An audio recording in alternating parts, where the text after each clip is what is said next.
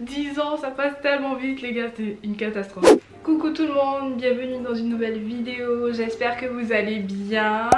Ça fait très longtemps que je vous ai pas vu, vous me manquez trop et je me suis dit que voilà, aujourd'hui il fallait absolument que je vous fasse une vidéo life update, histoire que vous sachiez ce qui se passe dans ma vie en ce moment.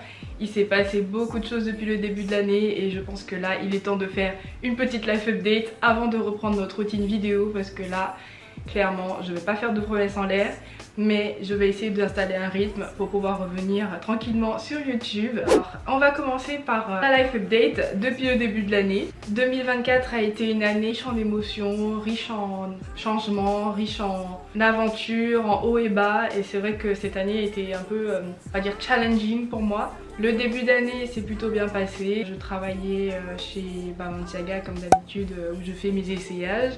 Je faisais mes petits allers-retours à Londres. Je crois que j'ai eu un petit job en Suède également, donc ça c'était très cool.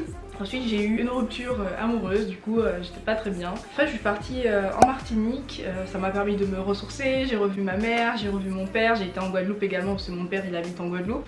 Donc franchement c'était top, on a bien profité. Quand je suis revenue en France, quand j'ai recommencé à travailler, j'ai eu un gros drama avec le boulot. Il faudrait que je vous raconte ça en story time, mais en gros dans les grandes lignes, quand je suis rentrée, on m'a envoyé sur un job en Suisse. Le client estimait que j'étais trop grosse et du coup on m'a renvoyée chez moi.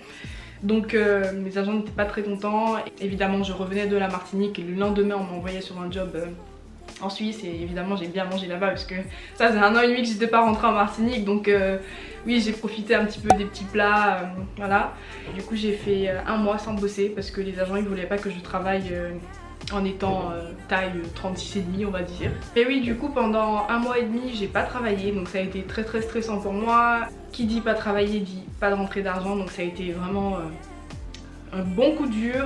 Du coup je me suis donnée à fond dans le sport, à fond dans les massages, à fond dans les saunas. J'ai fait une séance de GMP. C'était vraiment des séances super sympas, j'avais trop aimé les petites séances de GMP, ça me permettait de prendre le temps pour moi, ce que je faisais pas du tout avant. Les massages j'en faisais pratiquement pas, le GMP j'en faisais pas du tout. Les massages, c'était pas vraiment des massages lymphatiques, mais c'était un peu brûle-graisse on va dire, pour casser la cellulite. Donc ça j'ai fait. Beaucoup de sport, et je faisais aussi du jeûne intermittent pour perdre mes kilos assez rapidement. Je pense que j'avais pris peut-être 2 ou 3 kilos en Martinique. Donc voilà, ça a été très difficile pour moi à gérer.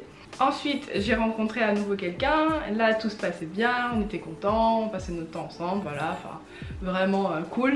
J'ai trouvé un nouvel appartement en juin, du coup j'ai déménagé en juin et c'était vraiment très intense. J'ai dû faire le déménagement en 1 semaine parce qu'après je partais à Londres pour 15 jours, donc c'était vraiment, fallait vider l'appartement, fallait rendre les clés, fallait emmener tous mes meubles dans le nouvel appartement, fallait ranger le nouvel appartement, et franchement je vous avoue qu'on est en novembre et il me reste encore plein de choses à faire. Je sais pas si vous voyez dans le petit coin là, mais en gros j'ai une table qui n'est toujours pas vendue, donc voilà, it is what it is. Si vous voyez que c'est un peu le bordel chez moi, c'est vraiment parce qu'on vient de déménager et que je suis toute seule à tout faire, donc voilà.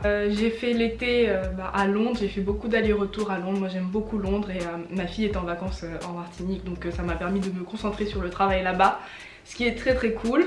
Ensuite je suis revenue à Paris. Début septembre j'ai recommencé à travailler tranquillement avec la team Bibi. J'ai continué mes allers-retours à Londres, et entre temps j'ai eu une rupture encore une fois, donc c'était vraiment une grosse déception.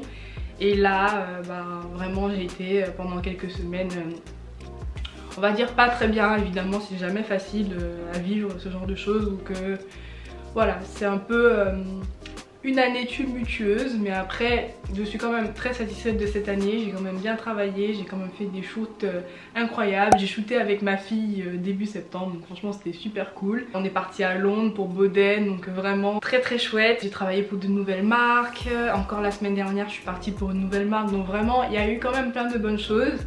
beaucoup de hauts et de bas, un changement de vie pour ma fille, changement de vie pour moi parce qu'elle a dû changer d'école.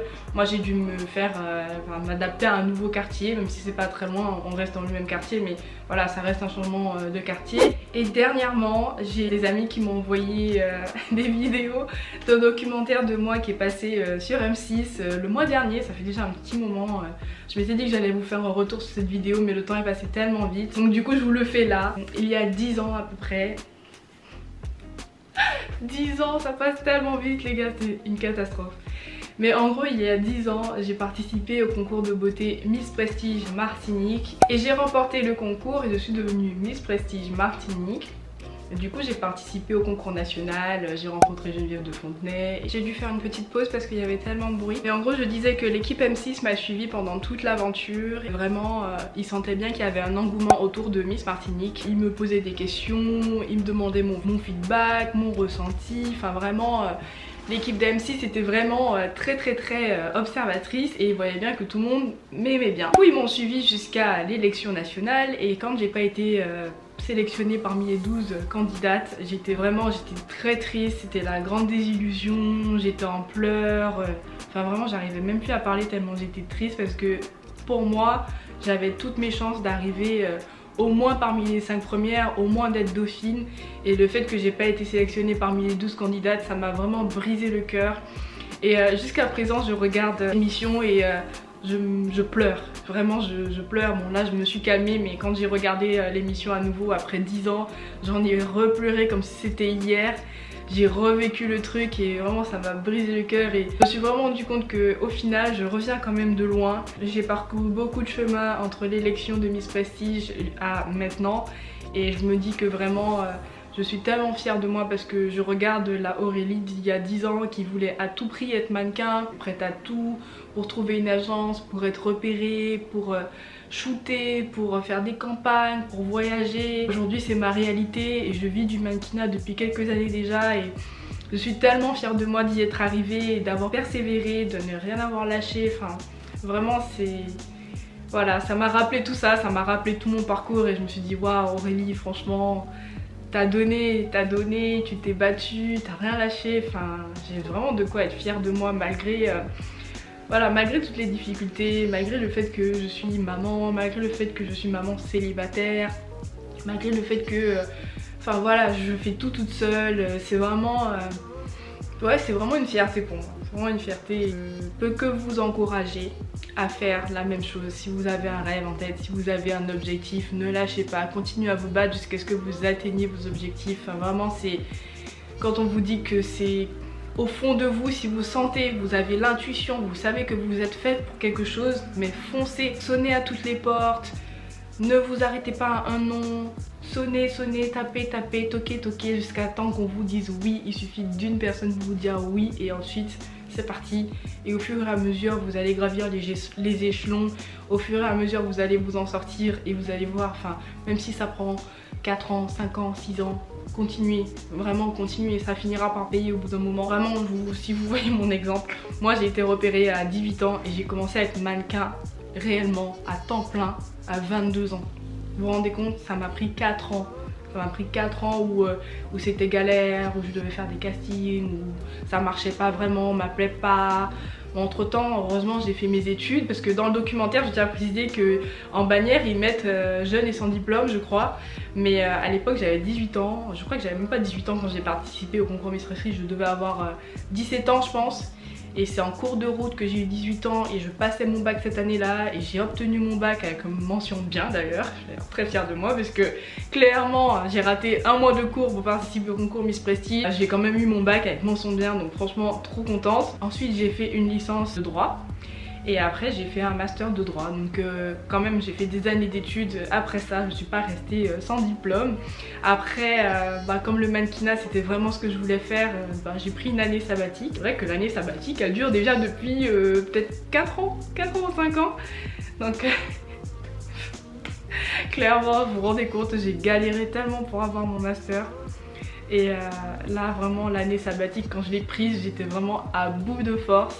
Et je m'étais dit que j'allais reprendre mes études et au final bon je continue à travailler en tant que mannequin, donc j'ai pas spécialement besoin de reprendre mes études maintenant, mais si demain il faut reprendre les études, évidemment que je reprendrai mes études avec plaisir après cette grande pause.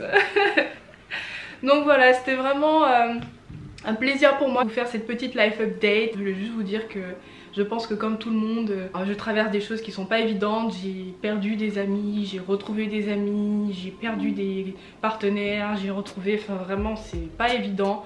Surtout quand on est maman solo, c'est vraiment très difficile à trouver. Donc voilà, je pense que là je vais juste me concentrer sur moi, prendre le temps pour moi, faire ce que j'aime. Et vous, dites-moi en commentaire si vous êtes toujours là, si vous êtes toujours abonné. Donnez-moi de vos nouvelles. Vraiment, sincèrement, j'ai juste envie de savoir si vous êtes toujours là. Ça fait un moment que je pense à faire un petit sondage pour savoir est-ce que mes abonnés sont toujours là, est-ce que vous voulez voir du contenu, est-ce que vous avez des idées de vidéos.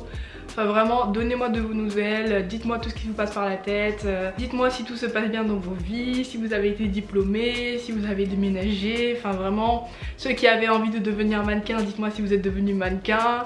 Et si vous avez des questions, n'hésitez pas, je suis là pour vous. On se retrouve la semaine prochaine pour une nouvelle vidéo. Ciao!